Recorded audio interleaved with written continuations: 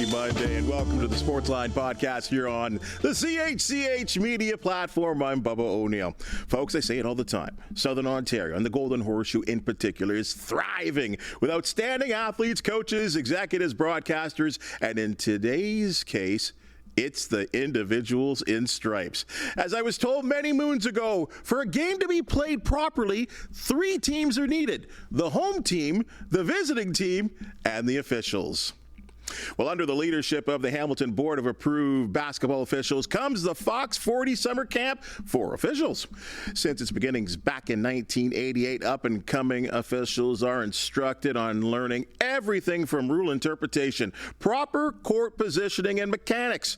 Candidates are given the opportunity to observe, review, and learn from a number of Hall of Fame officials and will be inspired by outstanding guest speakers. Let's dig a little deeper into the benefits of this local 2-day extravaganza. Introduce 2 longtime members, in fact, lifers of the Hamilton Basketball Referee Board, Ron Foxcroft and Mario Suffoletta.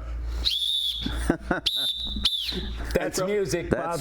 I know you love that music, and from this moment on, there will no longer be any Mario Suffoletta or Ron Foxcroft. It will be Foxy and Motsy from here on in. All right? Got it. Yeah, just that introduction gives us inspiration, Bob. That's a great introduction. Well, thanks for joining us here on the Sportsline Podcast. Your second venture onto the red seat, and we got a rookie.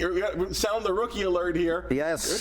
You know, but thanks for joining us, guys. And you know what? I really did mean it. The fact that I remember being told that you can't have a properly officiated sporting event. No. You got the 2 teams, but we need the refs as well, too, Ron. That's right. And, you know, when you were starring at Assumption High School in football, you were the first to recognize that. No, I had Pete 26 more calling me for holding. That's right. Holding 53. Yeah, exactly. But you were very respectful to the referees because way back then in your high school days, you had that respect, which I have to say, sadly, Mott's, a lot of that respect has gone. It's diminished, and that's the problem we have in our industry. We have in our general officiating industry now. It's a terrible shortage of officials because of abuse from coaches, abuse from parents, and abuse from fans. So we actually had to change the format of our camp. Motsy's the camp director, and when we started it in 1988, it was to make good referees better, and we had a great success with that. Now it's to recruit referees into our industry, and so our camp now, which starts on Wednesday this week, is for brand new referees getting into our industry because, Bubs, the other thing we have, once we recruit people, after 3 years, 65% of referees, and I mean all sports, leave because of the abuse that I was making reference to. So Motsy, along the way, changed the theme from making good better to let's get some people. We have 60 applicants. We have 60 people at the camp this year. We have some on a waiting list, as a matter of fact. So we set it at 60 because if we had more, what we'd like to do is for those 60 to get better attention from the people that are observing them and talking to them. And also with 60 people, the theme this particular year for our camp is going to be communication. Okay? As we're in modern times now, and Ron spoke about electronics and all that stuff, the unfortunate aspect is we're so much into electronics that you can't be into electronics and be an official. You must be able to actually physically look at somebody and talk to them. You can't send them a text telling them what the answer is. Okay? You have to communicate. So this way, with the 60 people, they can get together, they can find out who they are, where they go to, what they do. Because officiating, whether 2 or 3 person, is communication. Right. You have to know who you're working with. You're not there on an island by yourself. Let's go back here, Ron. I mean, you got into this, and we talk about the Olympics. We talk about your run through the NCAA, which was lengthy and certainly well charted, doing a wonderful job as the first Canadian. I got to ask you, and go even farther back. Yeah. Why? And I know you had a sport issue in terms of playing. Yeah. But what was the love for officiating for you, even far back in those days? Why? Really, really simple. The people I met. It wasn't about a great game. It wasn't about the next game. It was about the people I met. The people that I met through officiating are gold-plated, and they're still my friends today. You know, I started out, I joined the board 60 years ago, the same day as Ray Jones. Jonesy.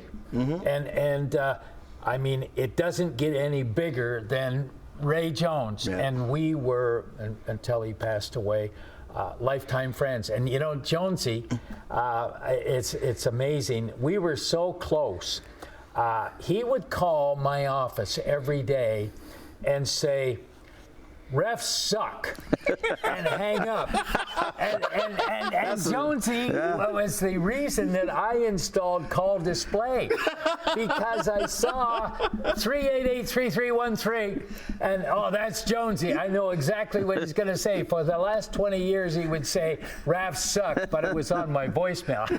But, Moxie and I have been life friends, and we go down the list. It's about the people you meet. Our industry is wonderful. And the other thing, Moxie brought up a really good point.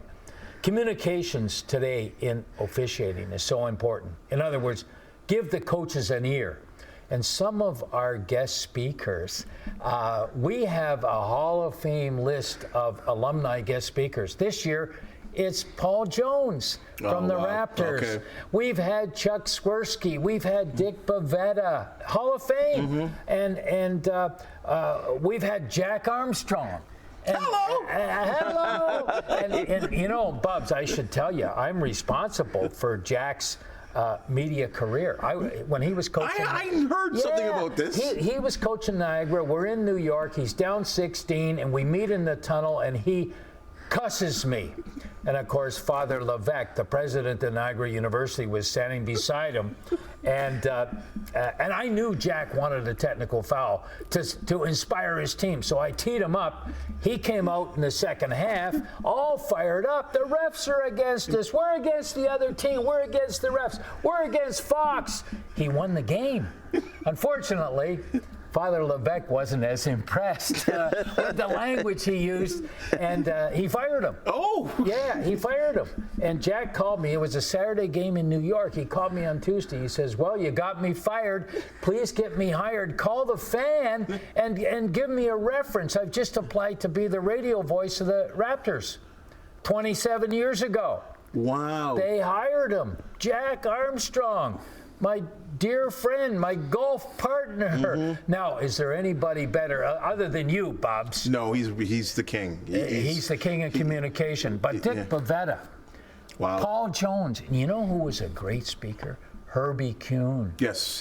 Herbie Raptors announcer, for those that don't know, just sits outstanding. beside me at the Raptor games, and he came in, shook hands with every camper, looked him in the eyes, right, Mats? Yes. And taught people communication skills, which is part of, skills you learn as a referee are transferable.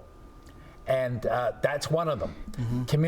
People communication skills that you learn being a referee. The other thing you learn is patience and understanding. Right. And you're in an uncelebrated constituency, so you have to you have to learn how to take constructive criticism. Is that right, Mats? Without a doubt, Fox, without a doubt. And sometimes it's not constructive. No. And the way Fox said to the people that he's mentioning, John Clafferty was another one. Now, those names to people, the younger people nowadays, don't really mean much. But to us, they do, because they were the officials at the time that they were always on CBS. Okay, they were always doing big games on TV, and when Ron went out of his way to bring them to us, and we met them as individuals, they're just people, you know, and they're great people. And our upbringing through basketball, I mean, it's not far-fetched. I learned so much from people like Len Parisi, Bobby Wilmot, Jimmy Lyle, Bob Ross. Kitch? Kitch was Kitch and Burke were the foundation. We were some building blocks, and now the group next will be the building blocks. And we're instilling what they instilled in us, and we hope that it goes to the next group. It's going to be different, I understand that, but the core values that they taught us through officiating, just going out and doing a basketball game, the way they handled the people, the way they talked to you, the way they became a part of your life. And like everything else, with Ron, like I met Steve, Dave, young Ronnie, Ron's grandkids, you meet the families. The same with Lenny Parisi, his boys. They played baseball. One now was in the banking industry. And to see them all be successful, you know, it has, for me, for the 51 years, it has been unbelievable. Family. It's family. Right. You know, it's all part of the fabric of your life. Right. Okay? And I can tell you right now that the basketball has been like a second family to me. The people that I've met, the people that have had hard times, because once you know them personally, you know situations that they go through. Basketball's been great. You started this in '88. We but did. Then you got busy. I mean, you were busy doing your thing and traveling every weekend to different places all over the United States. 4 days a week. There you go. Carried American dimes in my pocket so I could call Marie and say, okay, now, what has Steve done with Bubba to get in trouble? Because the payphones would only take American dimes. So, Bubba, you know, you and Steve got in a lot of trouble and caused me a lot of grief. So I was in an airport 4 days a week checking up on you and Steve. But no, I'll tell you why we started it. Basically, when I left Canada to go and referee in the United States and did my first games, a couple of things I realized. I'm not very good. I don't know very much about this industry. And all these people took me under their wings and mentored me. And I had been mentored, obviously, by Kitch and Bert and had advanced. But the basketball down there was an industry. The basketball up here at the time was a hobby. So I didn't get to referee, you know, that caliber of ball. So I realized I have a lot to learn, but I have a lot to share. And after 10 years, I turned to Motts and to Bert and to Kitch. You know, we've got a lot to share. And I think it's our honor, our privilege, and our duty to start a camp. We started in 1988. It's the longest running basketball referee camp ever in Canada, but we had a lot to share. And the one thing we always told the referees, get a mentor. And what we did is we brought in dozens of mentors from the United States that would help share the knowledge that they knew, they practiced every game. Right. And you know, I think we really improved officiating in Canada. And the other thing too, when they introduced 3-person officiating in the United States, I said, well, we need to introduce it in Canada. Right. And I did the first 3-person game up in Waterloo. Garney Henley was the coach at Guelph. Okay. And Don McRae was the coach in Waterloo. And we brought 3-person officiating and the knowledge about and now almost every game here is 3-person. As it kind of needs to be, I think. Well, it's a tough game. With the athletes that they are, the way they are right now, the size, the speed, it's not to be old man crying, but like it's changed, as you well know, right? They're getting faster, right? It's harder to referee. Without a doubt. There's more running and thinking involved and processing it but you have to do it so quickly that now the process is see the play, let the play happen. Now make your decision. Don't think this is going to happen, or it looks like. If it looks like, you don't blow your whistle. You have to be definitive about everything. You know, I'm glad you brought this up because the speed of the game is so great. I mean, I think of a block charge, right? Like, which is got to be one of the hardest things to ever. The hardest. I mean, and it's so hard, and I know there is proper interpretation in the rule book. But also sometimes I would think that, and you correct me if I'm wrong here, sometimes there's got to be common sense that goes into the interpretation of the actual rule book. And when people are kind of all over you, and this is when you're looking at these new people that you guys are trying to instill and bring up. Yes. What kind of personality are you looking for in terms of an official, man or woman, to be the new you guys? Well, I think what you're looking for is somebody.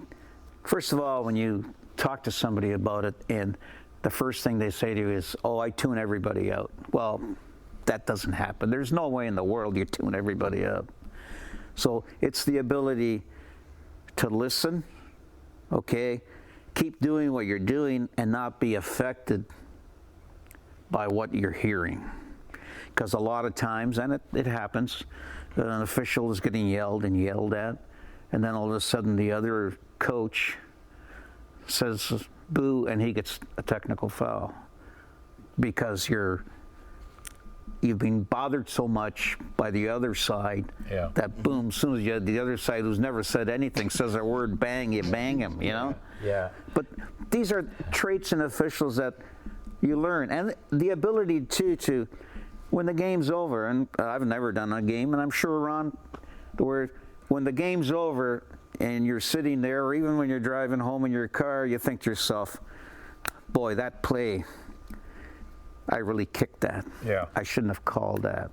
Or, gee, I really missed that. I should have had that. It's that ability. And then taking that and learning from it and then moving on.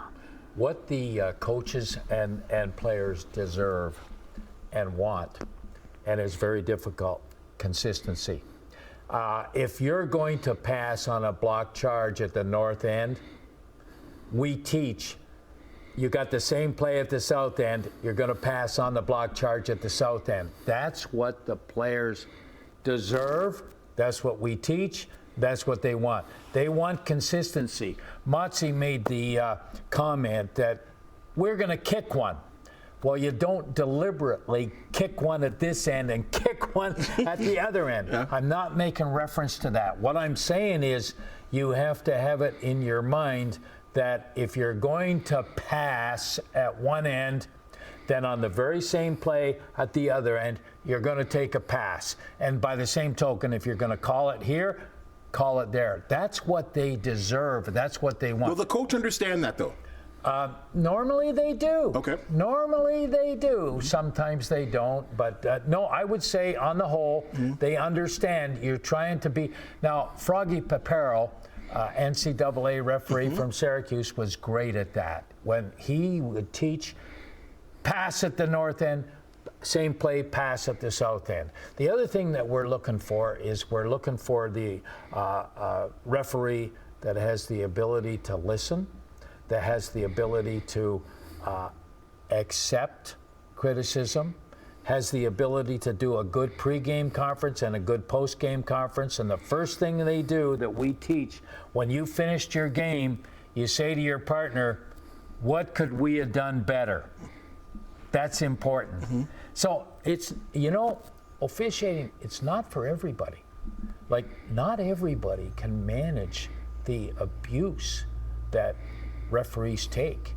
And that's why so many get weeded out after year 3. It's 65% in every sport gets weeded out. Not everybody have the ability to accept constructive criticism when you kick one. And when you kick one, you're the first to know. For sure. You have to know that. Yeah.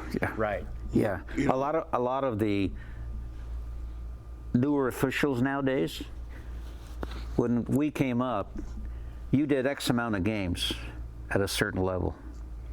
Okay, then Kitch saw something in you, or Lenny Parisi saw something in you, or Peter Moore saw something in you, and that gets back to Kitch. And at the time, Bert was the assigner. So Kitch and Bert talk. Bert now gets you up to the next level and puts you with somebody that's going to help you. Okay? Nice. But always when you went to that next level, you had somebody who was a top dog. Yeah. Okay? So you got through it and you thought, hey, I'm pretty good, you know?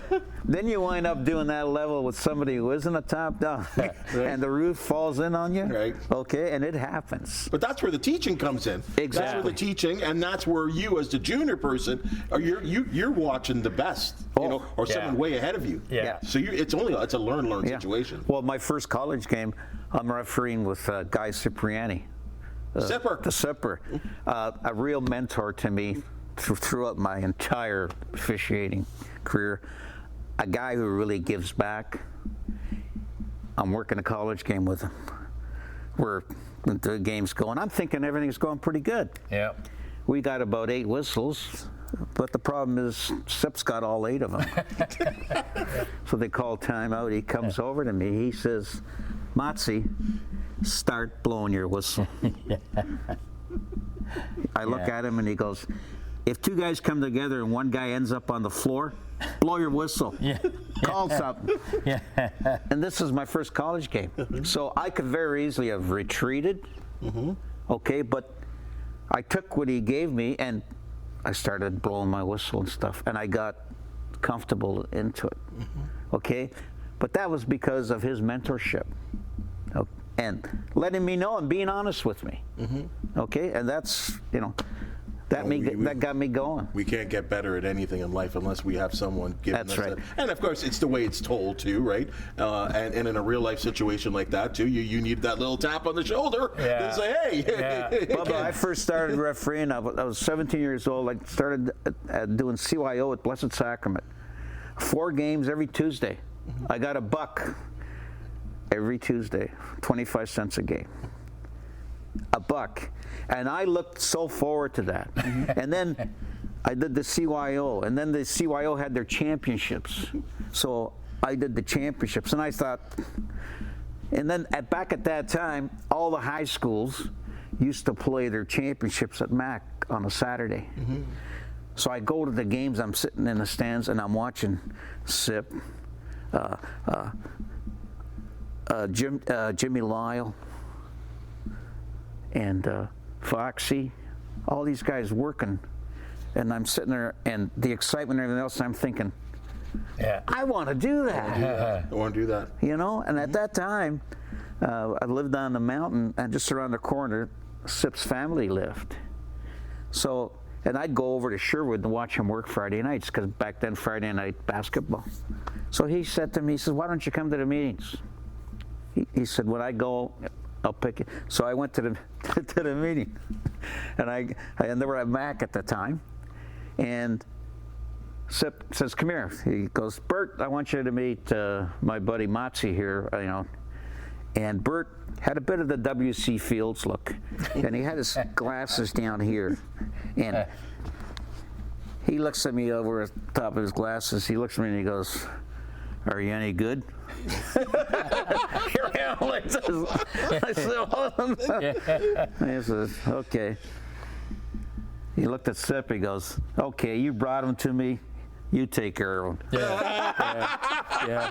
Right. Thank goodness he did. These are the things. These are the things that, through officiating and through this new group of people that are coming in, that they have to look forward to, and hopefully they have all of the great experiences and the friendships that we have had over our We've years. discovered some real talent through the camp. Chris Bucella, a young referee that came to us at 18 years of age, just did the semifinal of the CEBL. Wow. He's now 25 years old, started with us at 18. And everybody, I explained to them, all our 60 applicants are coming in nervous.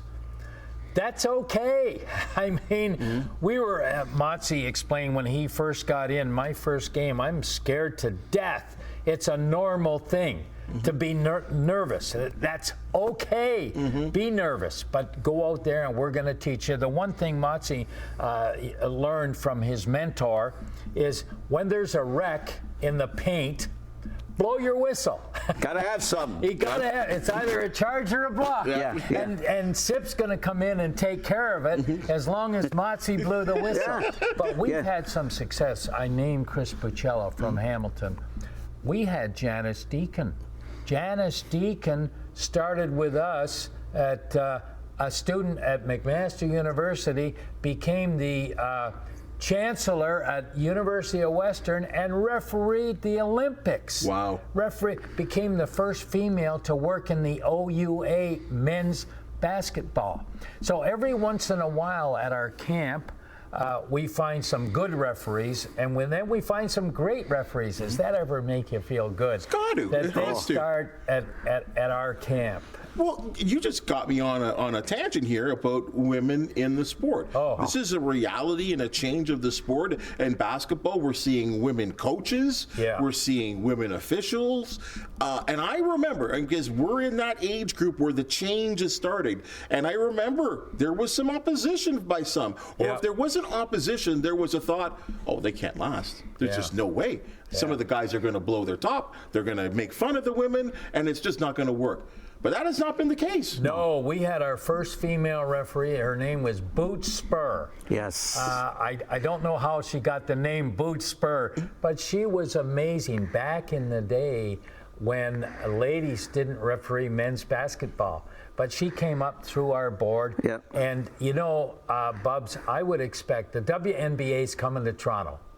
And I would expect a WNBA referee is going to come out of our camp.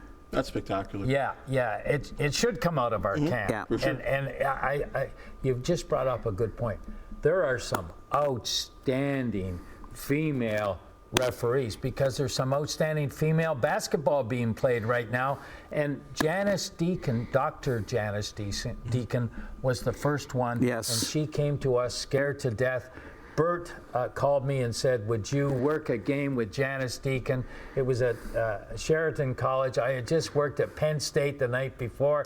I said, Bert, I got to drive in from Penn State. He said, be at Sheraton College at noon. And I worked with Janice, and to be really honest, she wasn't very good, but she worked with Kitch and Bert and all these great mentors. It's so important. Mentoring in officiating is one of the most important things. You've had mentors in your illustrious career. So fortunate. At Cogeco and now CH. Matsi speaks of Sip and Parisi and Kitch and Bert and all the great Bob Wilmot mentors. That's a very important. One of the attributes we look at, and we tell our pending officials on Wednesday, find a mentor. Find a mentor, because you see that mentor will have the courage to tell you when you've made a mistake and teach you how to accept that constructive criticism, because you're going to make mistakes. Right. That's how we learn, right? Yeah. I mean, that's it. And in terms of the learning, when you bring the men into class, and Matsi, you can kind of break this down for us. And I kind of mentioned a little bit off the top about position. Like, what are they going to learn? Well, we've tweaked the camp a little bit this year. Where we used to have everybody in a group, say 60, what we've done now is we have a 2.5-hour period in the morning and a 2.5-hour period in the afternoon.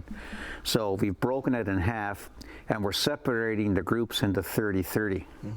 So 30 people will be out in the gymnasium, 30 people will be getting instruction, and the people that will be teaching them and evaluating them will be with them. So we get a situation where after an hour and a half, these people come in, these people go to the gym. So the people that have been teaching them can see, and the people that were in the gym previous with this group, now they'll be in the classroom going over the stuff that they've seen them do.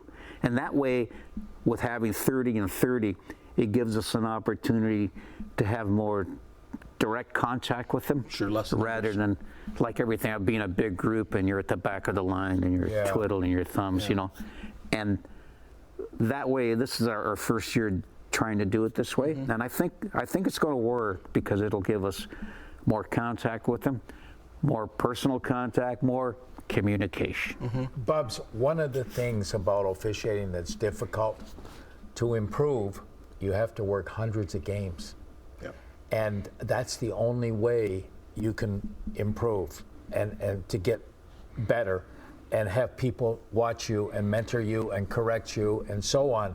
So there's a great sacrifice to our industry because to work hundreds of games means you're going to miss something in life. Yes. So, but that's one of the difficulties we have. You have to work hundreds of games. Also, you have to have 100 games under your belt to make up for the bad game where the roof falls in. And we were told when we were coming up that anybody can referee a game when things are going great. When things are going in the basket and they're not doing crazy things, the coaches aren't coming down your throat, and everything's going smooth, anybody can do that. But it's when the roof falls in. Wow, this is good. I'm glad you walk right into this, Ronnie, is that when the roof caves in the NBA, I don't want to call it a crutch. Let's call it an assistant. Yeah. There's replay now. Right. And I don't know where this works in with you guys and teaching the young kids as well, too, because when you do get to that level, there is the benefit in some ways for the sport of replay. Yeah. How has that changed officiating in basketball? It hasn't changed at our level, at the high school level and the community level. It hasn't changed because we don't have replay. But in the pro sport, I work for the NBA, and basically the officials want to get it right. And they've got the technology now to help them get it right under review, command centers, and so on. I think, and I might get in trouble for saying this, technology may have gone too far. You know, like it used to be back in the old days, you missed one at the north end, you missed one at the south end, and it all worked out. But now they might watch the replay 7 times in slow motion. Frame by frame by frame. Yeah, right? yeah. But to directly answer your question, do officials like replay? Yes. What do officials want? They want to get the call correct. And we don't refer to a good call or a bad call. That's a reference made by the fans. We make a reference to calls correct or incorrect. Fair. And we like, when I was at that level, we like replay. If it assists us, if we've made a mistake and assists us and get it right, we like it because the players deserve the calls to be correct. They deserve that referees get it right. At our level, we don't have that. We don't have that technology at the high school and community level, so it's really not an issue. But what we have to teach and what they have to learn is the fact you're going to get a game where the roof falls in.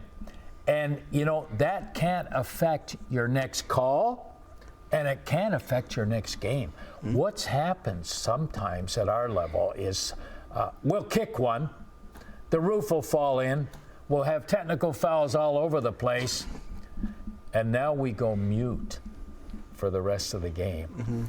That's a hard thing to teach, and it's a hard thing to learn because, as I said, Bubs, you have to work 100 games to improve, which is a lot of sacrifice and missing things in your life. Yes. So we try and teach it, they try and learn it, but it's still hard when that roof falls in and you got coaches coming at you, fans going crazy, Parents. and parents and all kinds, and then you have to go out in the next play, ignore the fact that you've kicked one and get your focus back in the game. Hard thing to learn, hard thing to teach. And all of this stuff that Ron talked about, when the roof caves in, like, we can talk about it because we've experienced it. Right. So what we're trying to do with the next group is kind of give them some warning signs. And the way and how we dealt with it, okay, we never dealt with it the the same way again because we learned from it. So we're kind of letting them know this is what's going to happen sometimes, you know. So when this happens, you need to do this instead of that.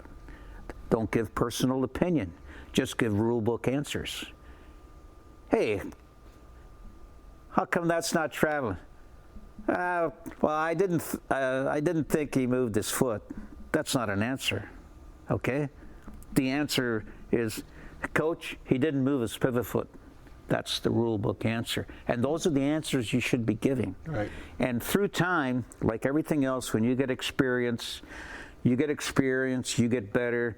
The people get to know you better. They have confidence in you better, and then you're here. Right. Like some of the problem nowadays is the officials they'll do one game here, and all of a sudden, okay, what's next? You know, you haven't become proficient here yet. Right. Okay?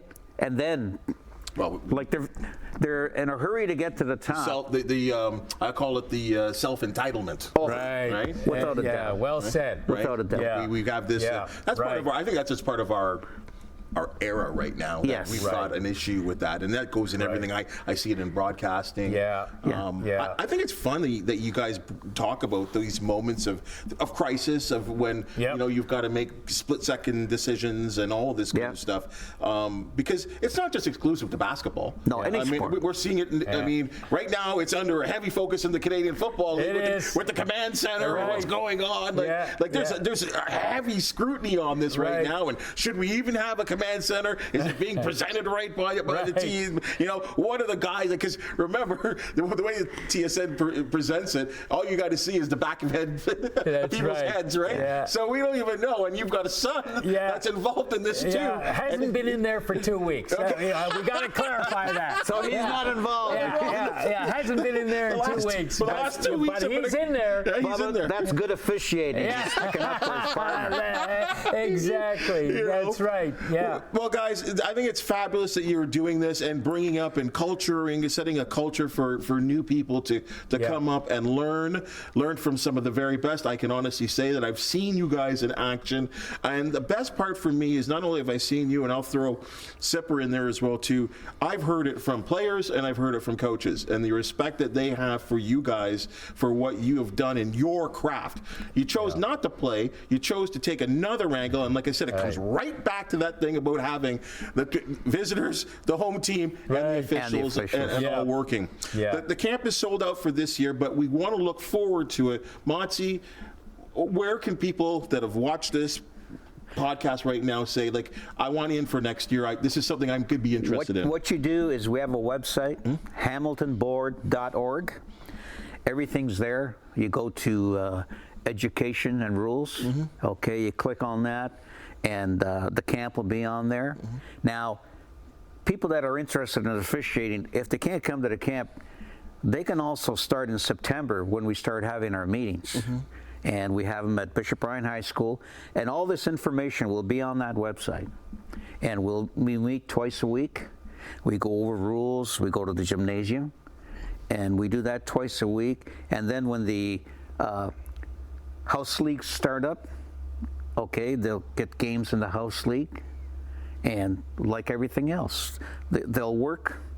We will come out to see them, and they'll progress according to how they're progressing. The campers have a head start, though. Oh, the campers will definitely have a head start. They have a head start in September. That's fair. That's fair. Because they have the big, but if the people haven't signed up and they say, okay, well, I can't do it till next year. Well, no, you can come in September. Even if they have questions. Sure. Yeah, and everybody's welcome. And then they don't have to make their minds up whether or not they want to join the board till the end of October. Okay? And if they want to join the board, there's a membership involved, and you'll start doing games. We'll come out and watch. And there's nothing like Ron alluded to earlier, like this Wednesday, I'll go out in the gym, Ron will go out in the gym, he'll see some people refereeing, and you know what, Bubba? It's that all of a sudden somebody catches your eye. You know, we see it. They've got it. Okay, they have that ability. You know, and we all see it in all sports. Okay, if you've been involved with any kind of coaching or officiating, you see it and you go, "That's like this kid, Chris Pacella." Like, it's just born into you. It really is. It really is. You know, professionalism, the demeanor, the character. You got to have character. You got to have character. You can't have an ego. Okay, and the toughest thing about officials is when they're told something, accepting it without saying yeah, but. Yeah. As soon as you say yeah, but, you're not a good official. Okay, because if you can't listen to a fellow official who's not criticizing you, he's trying to help you. Like just the credentials that this man has. I have a photo of him at home looking up at Michael Jordan when he's dunking the ball. And I'm saying, Jesus, I know that guy. You know, I know that guy. You know? And we have people on our executive that are national evaluators. We have so much talent base here right in our own city that a lot of people don't understand. I don't get it. Like, you know? And I say it every single podcast. There is something in the water in Southern Ontario, but in the Golden Horseshoe in particular. Like, and I uncover broadcasters, I uncover business people, referees, sports people, and all. Like, it is amazing to me. And somehow, some way, if they're not born in this area, they got their start in this area. That's right. It is amazing to me. You know, to join our camp, you need two things: attitude and hustle. Bring attitude, bring hustle. We'll teach everything else. That's important. And we'll be happy to do it too, because it makes us feel good. Yeah, it's not a for-profit camp either. There's well, the profit is what you do in getting these guys to the next level. That's right. We had 60 last year, 23 stayed as officials. That's a darn good record. It is. We don't want to cancel games because we can't provide officials. So this camp will provide officials. Proud of what you guys are doing. And just to give Ron his due, like this camp, when I decided to ask Ron if I could carry it on at entry level, his first reaction was, yeah, no problem, that'd be great. Like what he gives back to the community. The campers get T-shirts, whistles, lunch, and that doesn't happen without Ron. And he does it because he's a community-based person. Ron loves to see people be successful at the officiating level, and he's instilled that into us, that a young guy like Chris to get to the position where he is now. I go watch games, and I'm proud. Like, I watch the games, but I'm proud of the officials. Sure. You know, sure. I'm proud of the officials. You know? Well, I can only say that, you know, again, and I meant this as I said it, you know, where there's so many people I know in this area that at some point they were been officiated by one of you two. Yeah. Yes. Right? And they say nothing but good things. So many of them you have forged relationships with. That's right. And these are players, right? Yeah. And have nothing but good things to say about you. Enough that, you know what, and your credentials we don't even have to talk about. But as you talk about, it's the relationships that you've built, the friendships that you make. Right. And you guys have continued to do this. And now I think the fact that you are paying it forward in the way you are and doing this with this camp is a wonderful thing. The community. You know, I know you guys what you're going to say, but the community certainly does owe you in certain respects, because you don't have to do this, but you do it. You do it for the love, and you, as you said, as you guys have said a couple of times here, you love it because you want to see the next group coming up. Could I finish this story? You're going to love it. I just met a senior executive in Toronto, and he said, "You refereed me in university," and I thought, "Oh no, did I tee him up?" And he said, "You were okay," but I got another email from a guy. He said, "I'm in Texas and you refereed me in Canada at university basketball and you were rotten." and then he said, However, in watching some of the current referees I've been watching on TV, you were pretty good. Congratulations on getting the Order of Canada. Goodbye. Oh, yeah. Guys, thank you so much for coming in. Oh, our pleasure, Thanks, Bubba. Bob. Good luck Our with the pleasure. camp. We Thank really, you really very appreciate much. it. Much appreciated, my All right, friend. guys. Hey, folks, that's the Sportsline Podcast for Monday, August the 19th. And if you just seen and heard, we love talking sports with folks from the highest level at all levels of the sport. If you do know of an athlete, team, or event to promote the Sportsline Podcast, you want to hear from you. Please hit the 5-star thumbs up, like, and subscribe button. If you do have something to say, please comment. We love it and we appreciate it. For the excellent people that make the Sportsline Podcast possible, thank you so very much, and we'll see you tomorrow.